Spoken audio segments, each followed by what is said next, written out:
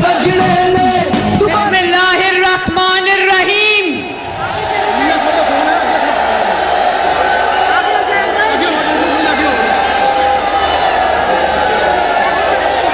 PDM के सदर मोहतरम जनाब मौलाना फजलुर रहमान साहब और स्टेज पर मौजूद पीडीएम की तमाम जमातों की क़यादत, लीडरान और फैसलाबाद के शेरों,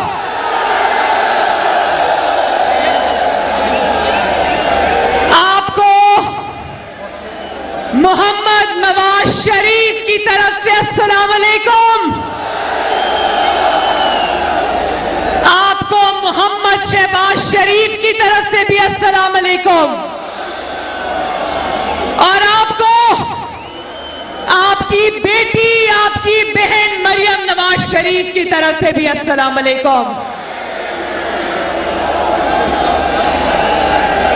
सबसे पहले मुझे ये बताओ, मेरी आवाज आ रही है? तुम्हें मेरे दाएं जानिब शेर अली साहब खड़े हैं, मेरे बाएं जानिब मुस्लिम लीग नून का शेर राना सनाउल्लाह,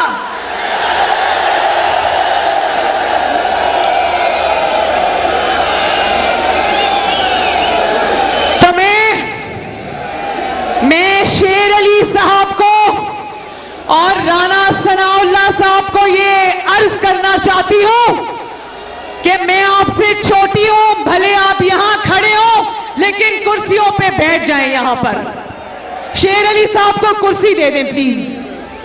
आप इतनी देर खड़े नहीं हो सकते। राना साहब आप बैठना चाहें तो बैठें। फैसलाबाद वालों,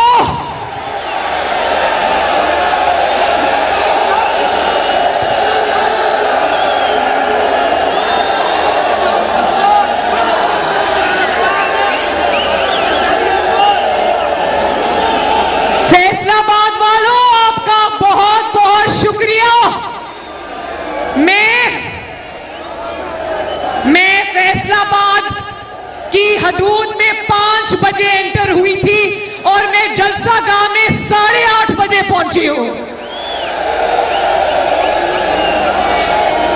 आपकी मोहब्बतों का, आपकी शफकतों का बहुत बहुत शुक्रिया, बहुत मेहरबानी।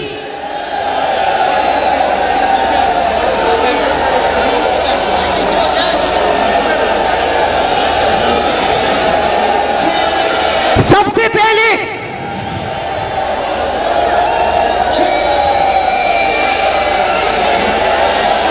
बड़ा जज्बा है फैसलाबाद वालों, वाह। सबसे पहले फैसलाबाद वालों, ये मेरे दाएं हाथ पे कौन खड़ा है? आओ सबसे पहले दोनों हाथ उठाकर राना सनाउल्लाह को सलाम पेश करें।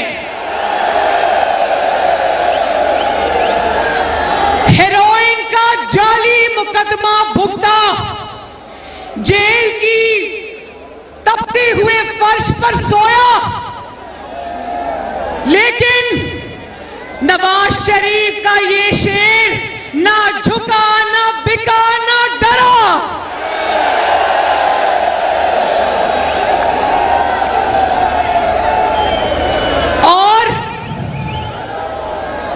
मेरे दाएं जानिब शेर अली साहब हैं।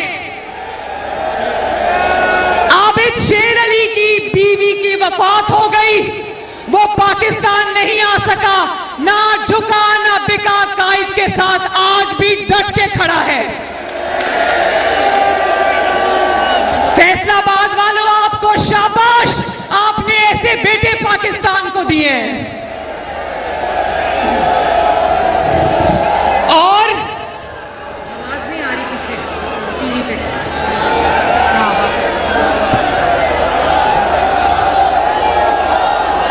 फैसलाबाद वालों, आपको याद है, एक सेकेंड, मुझे पता है बहुत जज्बा है, मुझे पता चल गया है।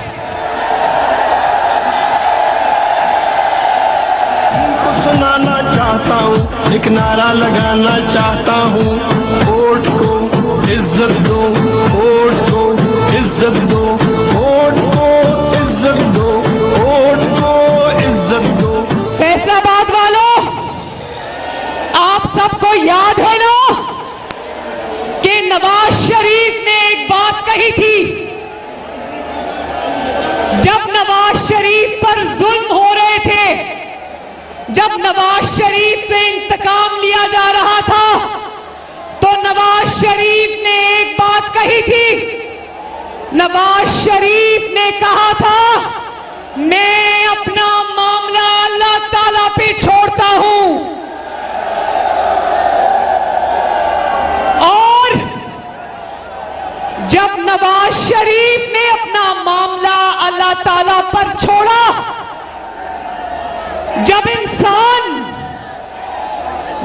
इंसान अपना मामला अल्लाह ताला पर छोड़ता है, तो फिर दुनिया की तमाम ताकत होने के बावजूद, एक पेज पर होने के बावजूद, तारीखी नाकामी, तारीखी जिल्लत, तारीखी रुसवाई जालिम का मुकद्दर बनती है। तो आज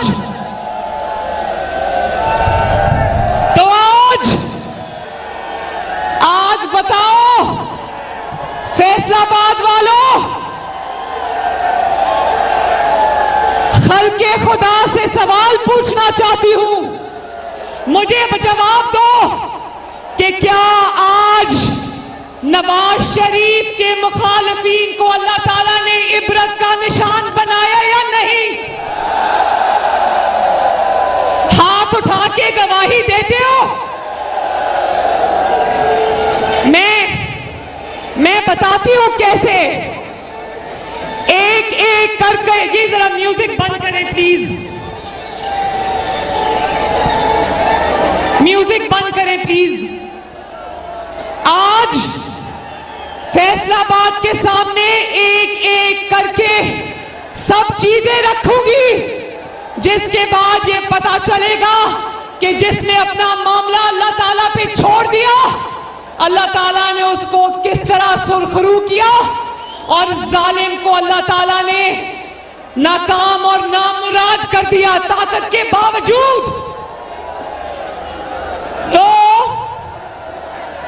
एक शख्स था, एक मिनट फैसलाबाद वालों, एक बात करनी है। एक शख्स था जिसका नाम था इमरान खान। वो कहा करता था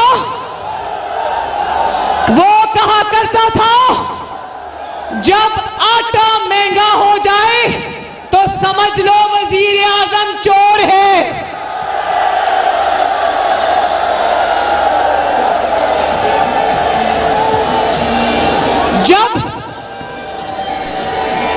जब चीनी महंगी हो जाए तो समझ लो, जीशान इसको खोलो बेटा, क्या लिखा है इस पर?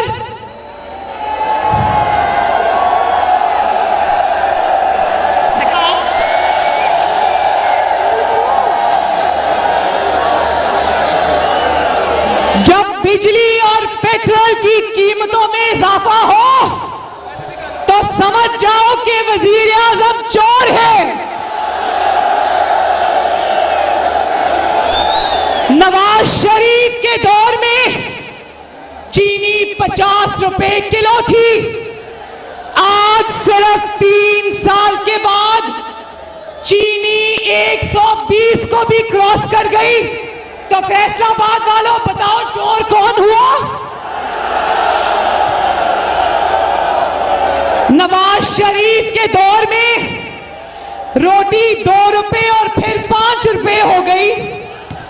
आज जब रोटी 25 रुपए की हो गई तो चोर कौन है? नवाज शरीफ के दौर में बिजली 11, 10, 11 रुपए यूनिट हुआ करती थी। आज जब बिजली 24, 25, 26 रुपए यूनिट है तो चोर कौन है?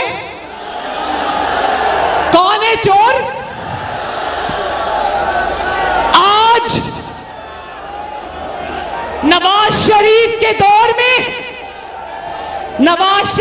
दौर में पेट्रोल 70 रुपए लीटर था।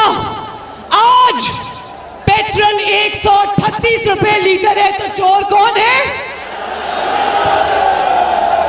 नवाज शरीफ के दौर में घी, कुकिंग ऑयल 140 रुपए और आज 340 रुपए। चोर कौन है?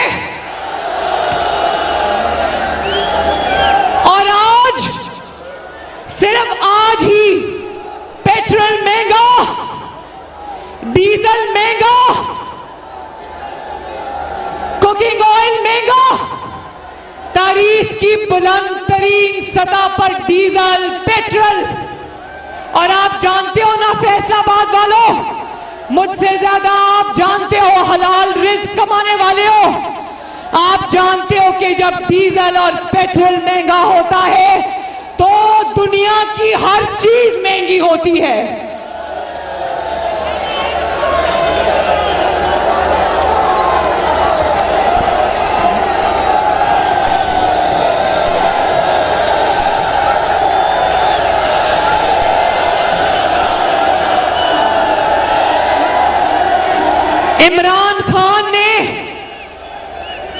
इमरान खान ने एक ही वादा पूरा किया।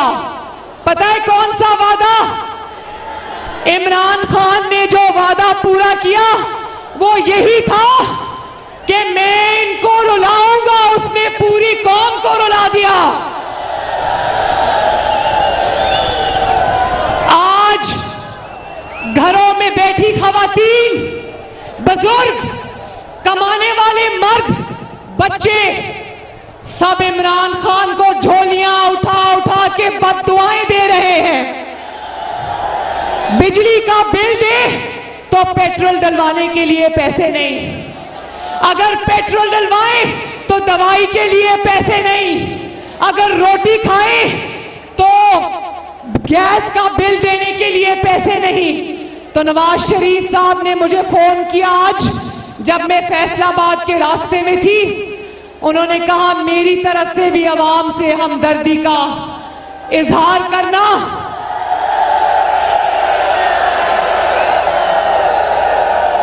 और अवाम से कहना, फैसलाबाद के अवाम से कहना, पंजाब के अवाम से कहना, खैबर पख्तूनख्वा के अवाम से कहना, बलोचिस्तान के अवाम से कहना, सिंध के अवाम से कहना कि जब तुम पर तकलीफ आती है तो नवाज शरीफ का दिल खून के आंसू रोता है।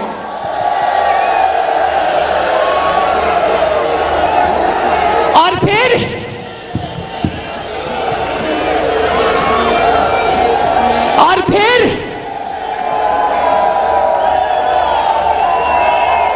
सिर्फ फैसलाबाद वालों और सिर्फ महंगाई करके इनको ठंड नहीं पड़ी, महंगाई करके इनको तसल्ली नहीं हुई। ये इतने बड़े बेहिस लोग हैं कि जब पेट्रोल और डीजल की कीमत में इजाफा करते हैं तो ऐसे करते हैं जैसे अवाम को 2 नफल शुक्राने के पढ़ने चाहिए कि इमरान खान ने अवाम की 7 नस्लों पर बड़ा एहसान किया, सिर्फ 12 रुपए कीमत बढ़ाई है।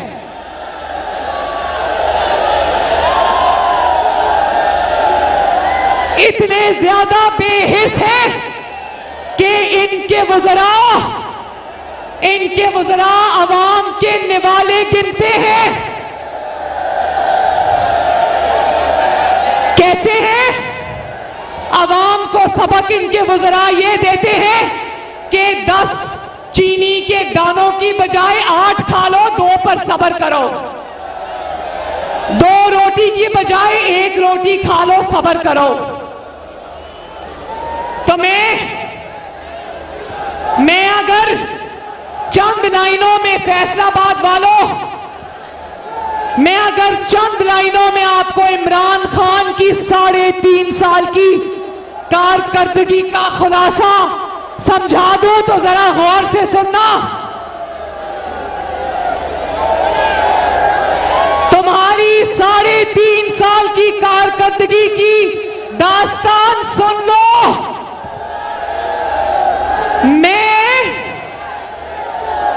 मैं अगर इमरान खान अवाम से ये कहता है कि मैं अगर आटा सब्जी महंगी कर दूं तो आपने खाना नहीं, अगर मैं साबुन महंगा कर दूं तो अवाम में नहाना नहीं,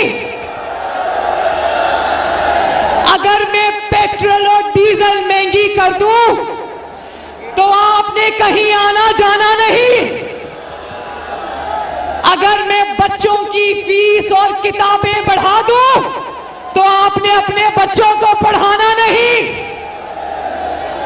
अगर मैं दवाइयों की कीमतों में 500 गुना इजाफा कर दूं तो आपने इलाज कराना नहीं, अगर मेरी काबीना, अगर मेरे वुज़रा सब कुछ खा जाए तो आपने उस तरफ आना नहीं।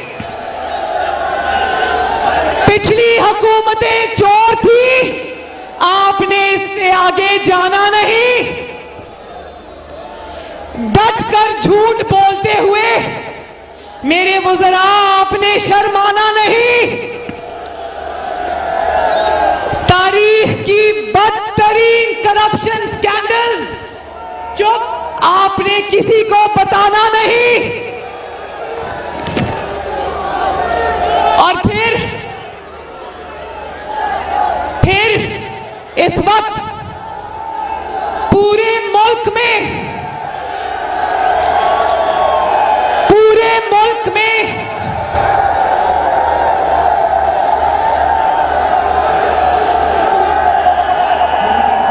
पूरा मुल्क, पहले म्यूजिक बंद करें। पूरा मुल्क पहले कोरोना की लपेट में था और है, और अब इनकी नालायकियों और नाअहलियों और बेहिसी की वजह से दुनिया मच्छरों की तरह डेंगू से मर रही है। लेकिन मजाल है इस बेहिस हुकूमत को किसी की परवाह हो। नवाज शरीफ, तुम्हारे बगैर लोग रुल गए हैं। शहबाज शरीफ, लोग तुम्हें आवाजें दे रहे हैं। जब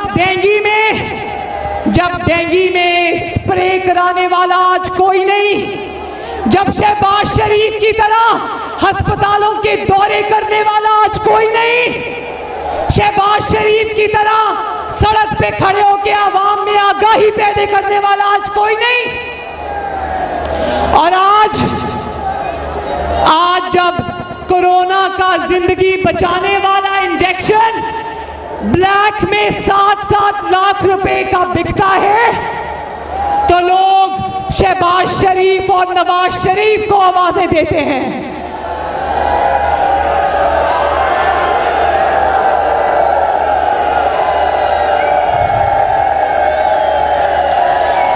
और फैसलाबाद वालों, 1 करोड़ नौकरियों का किसने वादा किया था? कितने करोड़ नौकरियों का वादा किया था? तो फैसलाबाद वालों, जब अपने घर का दरवाजा खोलते हो तो सर पर नौकरियां आके गिरती हैं या नहीं गिरती? और ऊपर से आवाम को ये भाषण देता है, आवाम को ये भाषण देता है कि आपने घबराना नहीं, और ये भाषण देता है कि सुकून सिर्फ कब्र में है। तो तुमने इमरान खान, तुमने 22 करोड़ आवाम को कब्र में पहुंचाने की पूरी कोशिश की है, मगर मारने वाले से बचाने वाला बड़ा है।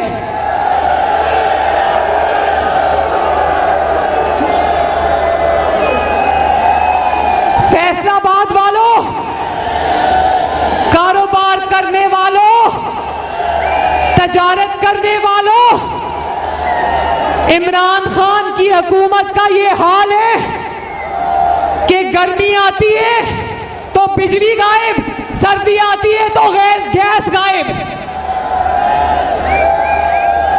और फिर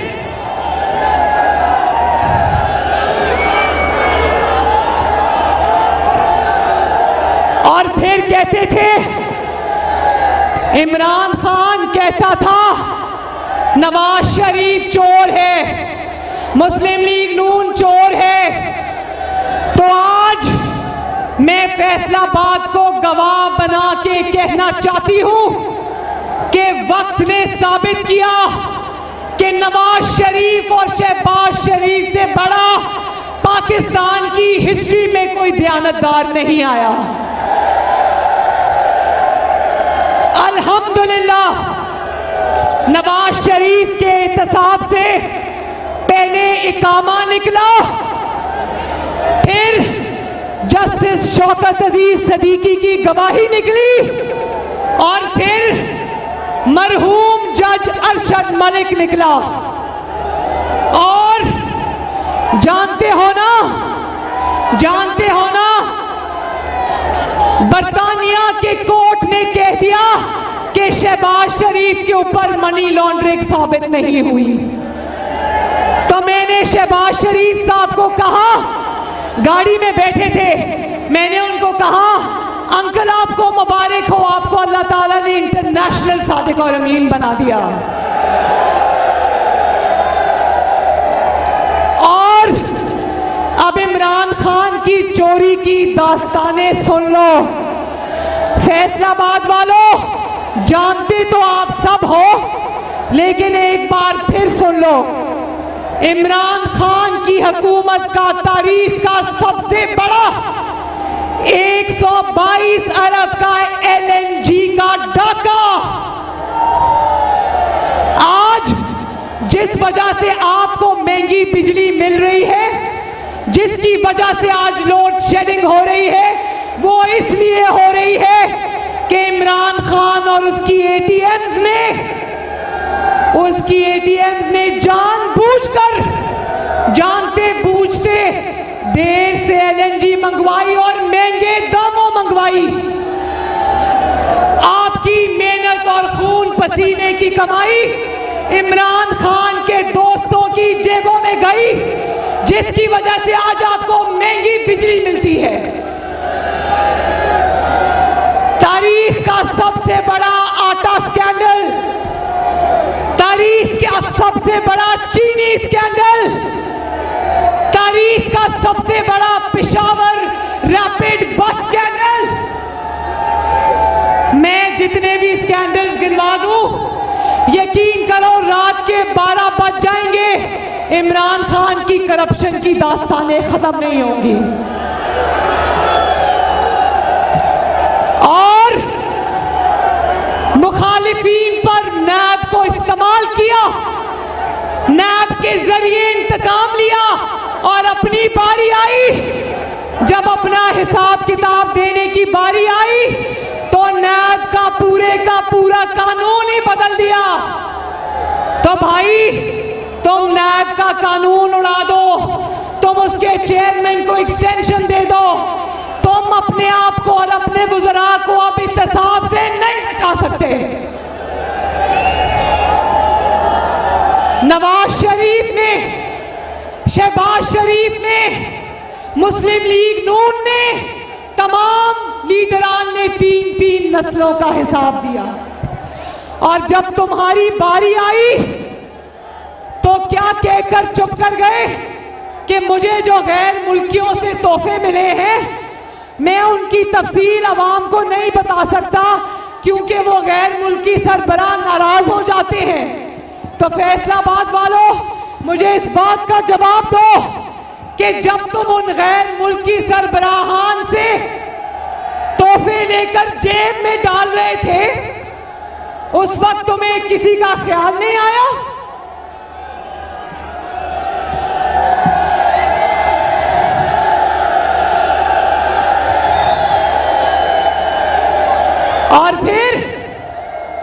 और फिर पेंडोरा पेपर्स को जानते हो ना? पेंडोरा पेपर्स, उसमें तहरीक-ए-इंसाफ और इमरान खान की जमात पेंडोरा पेपर्स में अव्वल नंबर पर आई है, अव्वल नंबर पर।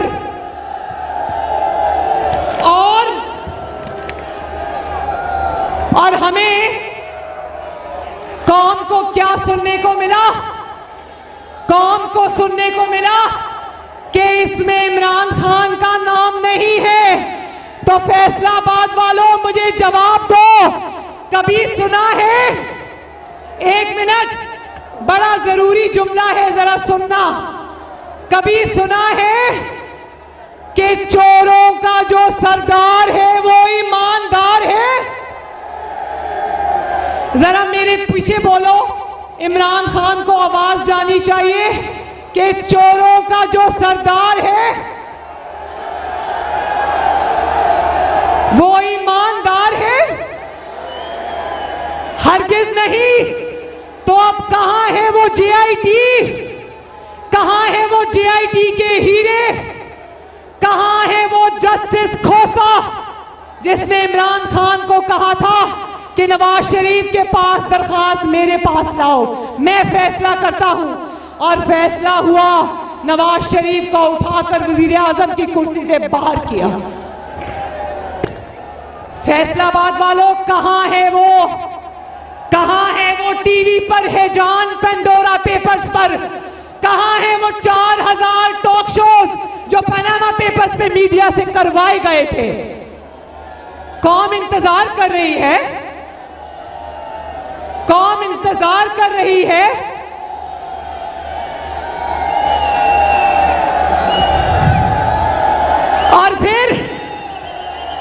और फिर कहते थे मकाफाते अमल देखो।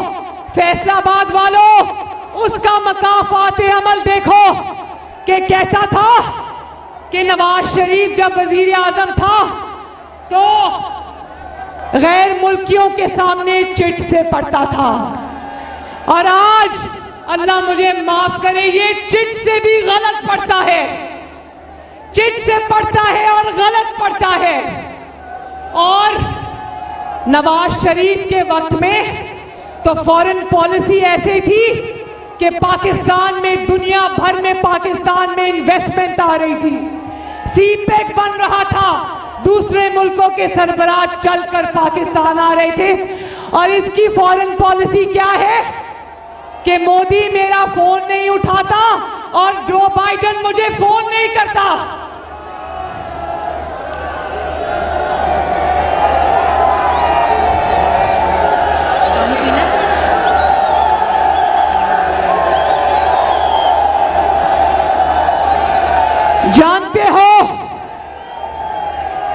जानते हो यूनाइटेड नेशंस में ये क्यों नहीं गया?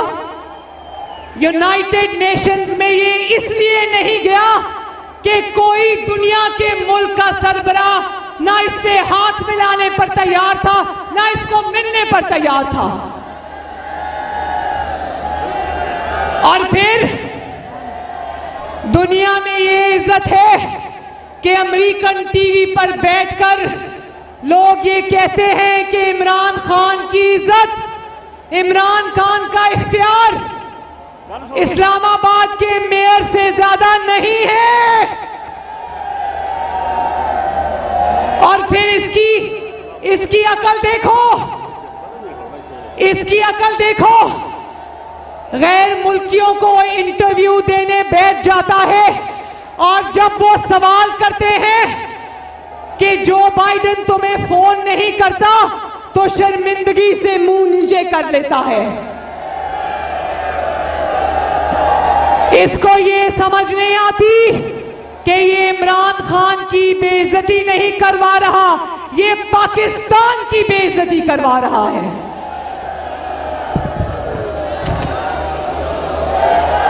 और आखिर में आ जाओ एक बहुत जरूरी बात पर कहता था, फैसलाबाद वालों ये बात बहुत गौर से सुनने की है, कहता था नवाज शरीफ इदारों से लड़ता है, नवाज शरीफ ने पाकिस्तान की फौज को पंजाब पुलिस बना लिया है। मैं तो पंजाब पुलिस की भी बहुत इज्जत करती हूं, वो भी इस वतन के बेटे हैं, लेकिन याद रखना कि नवाज शरीफ ने जब भी स्टैंड लिया तो आपकी खातिर लिया। फैसलाबाद वालों,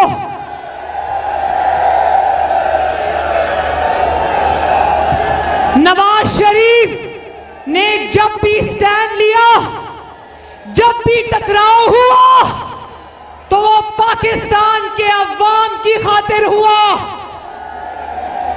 वो आपके वोट की इज्जत की खातिर हुआ, वो प्राइम मिनिस्टर ऑफिस की इज्जत की खातिर था, वो सिविलियन बालादस्ती की खातिर था।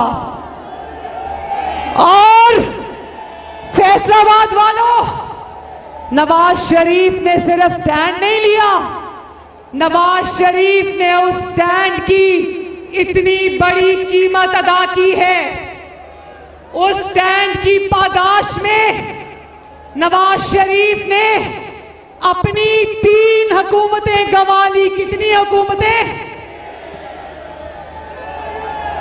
जेल बर्दाश्त कर ली, बेटी को जेल जाता देख लिया, जमात को जेल जाता देख लिया, अटक किले में कैद की सोबतें बर्दाश्त की, झूठे मुकदमे बर्दाश्त किए, झूठे फैसले बर्दाश्त किए, इंतकाम का सामना किया।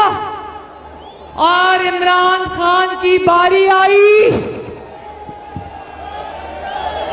इमरान खान की बारी आई तो सिर्फ फौज के इदारे पे हमला नहीं किया, बल्कि फौज के इदारे पे खुद कुछ हमला किया। और जानते हो,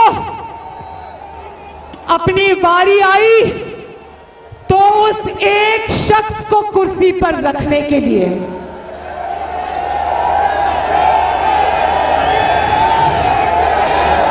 उस एक शख्स को जो कि खुफिया इदारे का सरबराह है, उसको कुर्सी पर रखने के लिए वो शख्स जो तुम्हारी कुर्सी बचाता है, वो शख्स जो तुम्हारी हुकूमत चलाता है, वो शख्स जो तुम्हारे मुखालिफिन को पकड़ता है और मारता है, वो शख्स जो जजेस पर दबाव डालता है, वो शख्स जो अदलिया का चेहरा दागदार करता है, वो शख्स जो जजेस को ब्लैकमेल करता है, वो शख्स जो सहाफियों को अगवा करता है, वो शख्स जो सहाफियों की जुबानें बंद कराता है, वो शख्स जो नौकरियों से सहाफियों को निकलवाता है,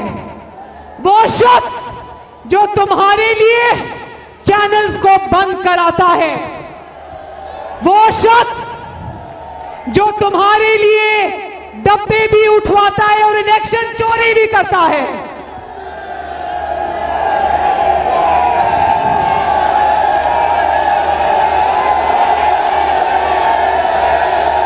क्या कह रहे हो?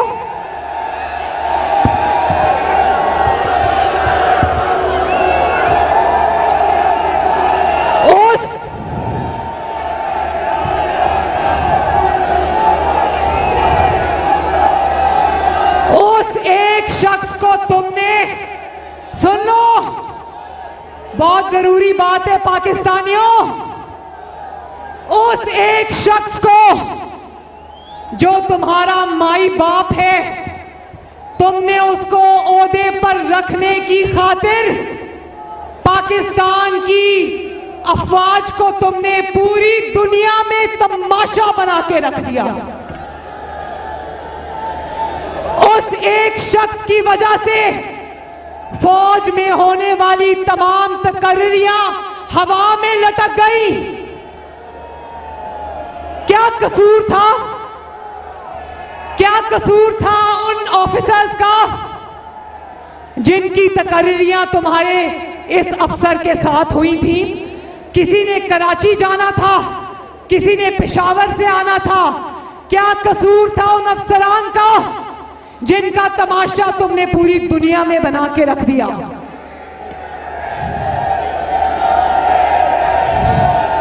आज उनको समझ नहीं आ रहा, उनको समझ नहीं आ रहा कि चार्ज रखना है या छोड़ना है। क्या सिर्फ यही वजह थी कि तुम अपनी गिरती हुई हुकूमत को बचाना चाहते थे, या ये भी वजह है कि तुम्हारा हिसाब किताब ठीक नहीं चल रहा? आला फौज के आला अफसरान की तकर्रियां जानते हो कैसे हो रही हैं? फौज की तकर्रियां वजीर आजम नहीं कर रहा, कोई और नहीं कर रहा, इदारे नहीं कर रहे।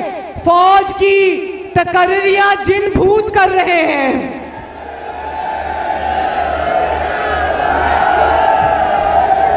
और तकर्रियां इस बात से हो रही है कि फलां का नाम एन से शुरू होता है, फे से शुरू होता है, लाम से शुरू होता है या नून से शुरू होता है।